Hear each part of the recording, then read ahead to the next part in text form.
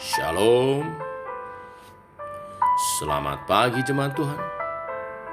Berjumpa kembali dalam doa pagi online. Mari datang, bawa hati kita.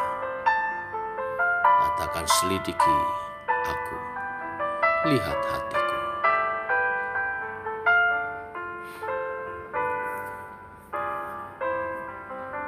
Selidiki aku, lihat hatiku, apakah ku sungguh mengasihimu, Yesus, Kau yang Maha Tahu dan menilai hidupku, tak ada yang tersembunyi bagimu.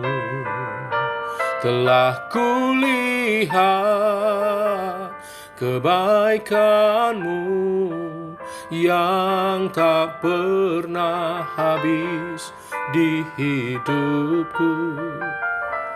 Ku berjuang sampai akhirnya Kau dapati aku tetap setia.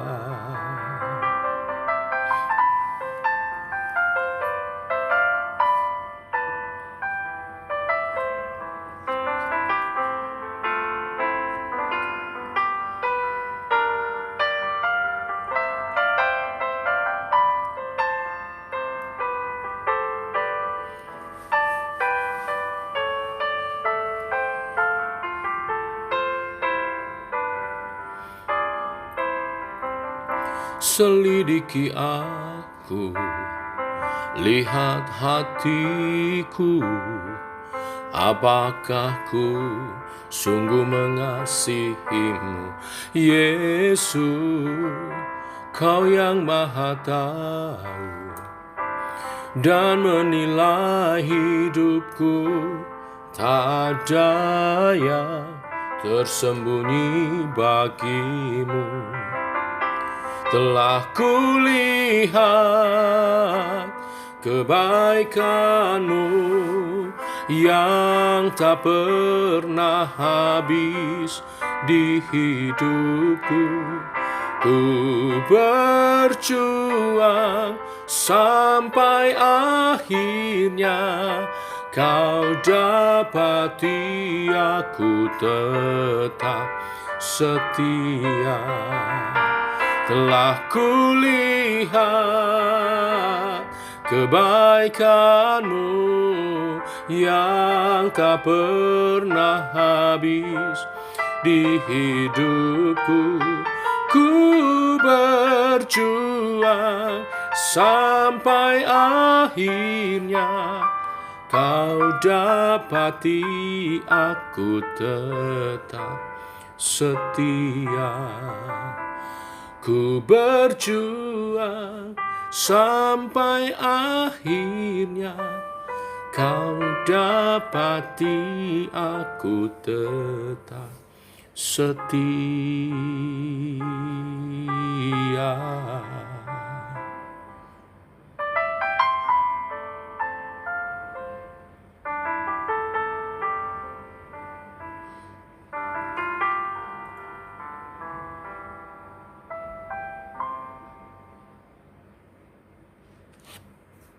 Biar kami dijumpai setia di hadapan Tuhan. Secara khusus menjaga hati kami tetap murni di hadapan Tuhan. Teguhkan oleh kebenaran firman yang sebentar kami renungkan. Dalam nama Tuhan Yesus Kristus. Amin. Bapak Ibu, kita lanjutkan kembali renungan firman Tuhan pada pagi hari ini, masih dalam sesi karakteristik kasih dari 1 Korintus 13 ayat 4 sampai 7. Saya baca sekali lagi. Kasih itu sabar. Kasih itu murah hati. Ia tidak cemburu. Ia tidak memegahkan diri dan tidak sombong. Ia tidak melakukan yang tidak sopan dan tidak mencari keuntungan diri sendiri. Ia tidak pemarah dan tidak menyimpan kesalahan orang lain. Ia tidak bersuka cita karena ketidakadilan, tetapi karena kebenaran. Ia menutupi segala sesuatu, percaya segala sesuatu, mengharapkan segala sesuatu, sabar, menanggung segala sesuatu. Amin. Kita telah belajar kasih itu sabar, kasih itu murah hati, dan hari ini kita akan belajar kasih itu tidak cemburu. Kata cemburu di ayat ini Bapak Ibu memakai kata aslinya yaitu selo, double O, yang sebenarnya mengandung arti cemburu dalam dua sisi, baik positif maupun negatif. Yang positif sering diterjemahkan jealousy, dan yang negatif sering diterjemahkan envy atau iri hati. Nah, di 1 Korintus pasal 13, kasih itu tidak cemburu. Dalam pengertian di sini, kasih itu tidak iri hati. Keirihatian telah memicu perselisihan di antara jemaat Korintus, Bapak Ibu. Tindakan orang-orang kaya yang menghina orang-orang yang miskin memicu keirihatian. Kita harus bisa membedakan antara jealousy, kecemburuan, dan keirihatian, envy tadi. Kecemburuan berarti menuntut apa yang menjadi hak kita.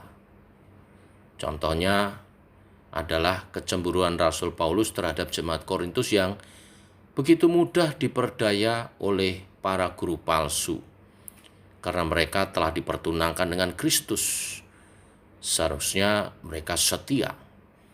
Hal itu dicatat di 2 Korintus 11 ayat 2. Allah juga Allah yang cemburu, bukan? Ia cemburu kepada kita apabila kita berubah setia. Sebab Ia sudah mengaruniakan Roh Kudus-Nya ke dalam hati kita. Seharusnya kita hidup lebih cenderung mengasihi Dia, bukan mudah tergoda oleh dunia ini. Tetapi berbeda dengan iri hati. Iri hati menuntut apa yang bukan menjadi milik atau haknya. Contohnya tatkala kita marah melihat orang lain mendapat sesuatu yang baik, hal itu membuktikan keirihatian dalam diri kita.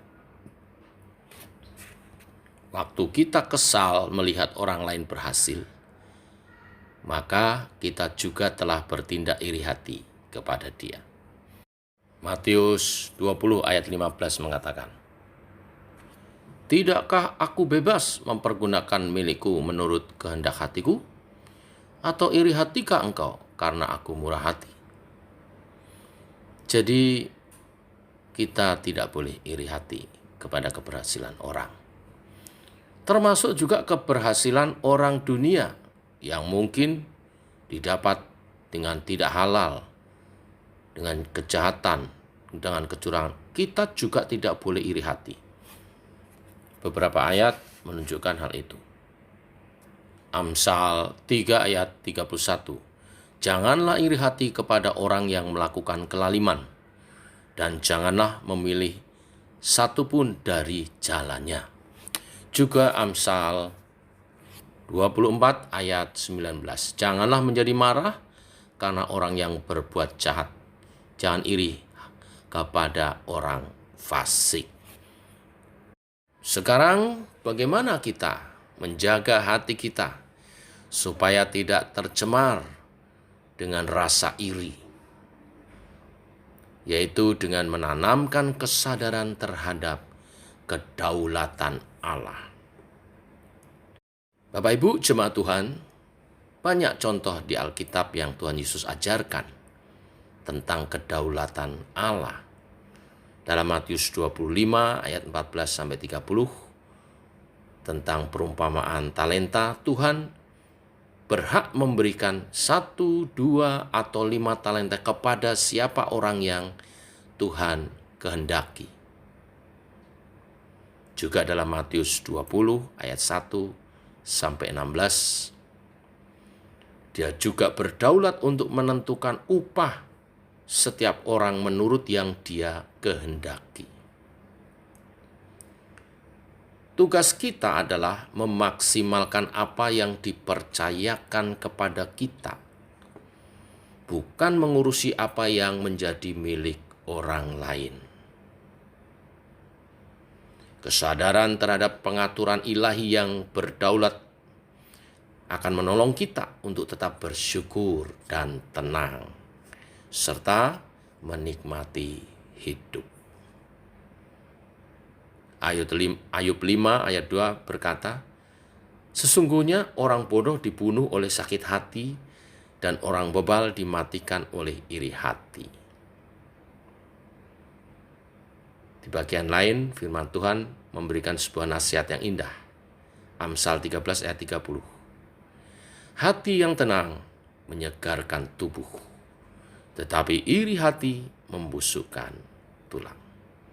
Mari jaga hati kita tetap bersih dengan menanamkan kesadaran akan kedaulatan Allah. Tuhan memberkati. Mari kita berdoa. Bapa, kami mengucap syukur buat hari yang baru, hari yang limpah dengan berkat-Mu. Hari ini Engkau mengajar kepada kami satu lagi karakter kasih. Selain kasih itu sabar, kasih itu murah hati, hari ini kami belajar kasih itu tidak cemburu. Kasih itu tidak iri hati kepada berkat orang lain, kepada kesuksesan orang lain. Kami percaya sebagai umat Tuhan, Tuhan telah menentukan berkat atas diri kami. Kami adalah orang-orang yang diberkati. Kami tidak akan kekurangan berkat Tuhan. Adalah salah jika kami iri, karena melihat orang lain rasanya lebih diberkati.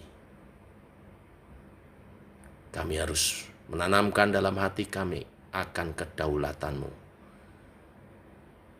menyerahkan berkat kepada siapa yang Tuhan percaya. Dan kami juga percaya Tuhan memberkati kami. Bimbing kami untuk percaya kepada-Mu Tuhan. Allah Roh Kudus, tuntun kami untuk selalu dapat bersyukur atas apa yang kami terima dari Tuhan dan mengembangkannya. Karena walaupun kelihatannya kami dipercaya kecil, tetapi kalau kami setia mengerjakannya, maka Tuhan akan melipat kali gandakan. Karena tangan-tangan kami adalah tangan-tangan yang diberkati oleh Tuhan. Rahmat-Mu akan menolong setiap umat Tuhan bekerja dengan baik, menghasilkan yang terbaik. Terima kasih Tuhan. Kami percaya akan berkat-Mu. Kami percaya akan kesetiaan-Mu. Berkati setiap umat Tuhan, usaha pekerjaannya. Kami percaya seperti doa Bapa kami. Bapa kami yang di surga, nama-Mu telah kami kuduskan. Kerajaan-Mu telah datang. Kehendak-Mu telah jadi. Seperti di surga, demikian juga di atas bumi. Engkau telah memberikan makanan hari ini. Engkau telah mengampuni segala kesalahan kami, sebagaimana kami juga selalu mengampuni orang-orang yang bersalah kepada kami. Juga telah tidak membawa kami masuk ke dalam pencobaan, tetapi Engkau telah menebus kami dari yang jahat. Karena Engkaulah pemilik kerajaan dan kuasa dan kemuliaan sampai selama-lamanya. Engkau telah menebus kami Tuhan, Engkau telah mengaruniakan segala berkat bagi kami. Tidak kekurangan berkat orang-orang yang percaya, yang telah ditebus Tuhan. Jadilah kehendak-Mu atas kami. Berkat-berkat-Mu dinyatakan, dan kami menjadi berkat bagi sesama kami. Terima kasih Tuhan. Kesempatan yang baik kami berdoa untuk ibadah doa malam dan Bible study nanti malam, di mana hamba-Mu Ibu Pendeta Tasina akan menyampaikan pengajaran dalam Bible study, dan doa-doa akan dinaikkan. Tuhan, Engkau menolong persiapannya. Tuhan, Engkau hadir dan melawat umat-Mu. Yang sakit Engkau sembuhkan, yang susah Engkau hiburkan. Ada kekuatan baru yang telah Tuhan nyatakan, dan kebenaran-kebenaran-Mu diberitakan. Kami hidup di dalamnya, menjadi kesaksian bagi banyak orang. Biarlah ibadah doa malam dan Bible study ini boleh menjadi berkat bagi banyak orang, menjelikan mata rohani banyak orang untuk melihat kebenaran-kebenaran dan bertobat, menerima Yesus sebagai Tuhan dan Juru Selamat, dan hidup dalam kebenaran-Mu, dalam rancangan-Mu, rancangan damai sejahtera dan kemuliaan hidup di dalam Yesus Kristus. Demikian doa hari ini kami naikkan. Dalam nama Yesus kami berdoa, kami bersyukur. Amin. Demikian saudara doa pagi kita. Selamat pagi, selamat berjalan bersama dengan Tuhan. Shalom, tetap sehat, tetap semangat.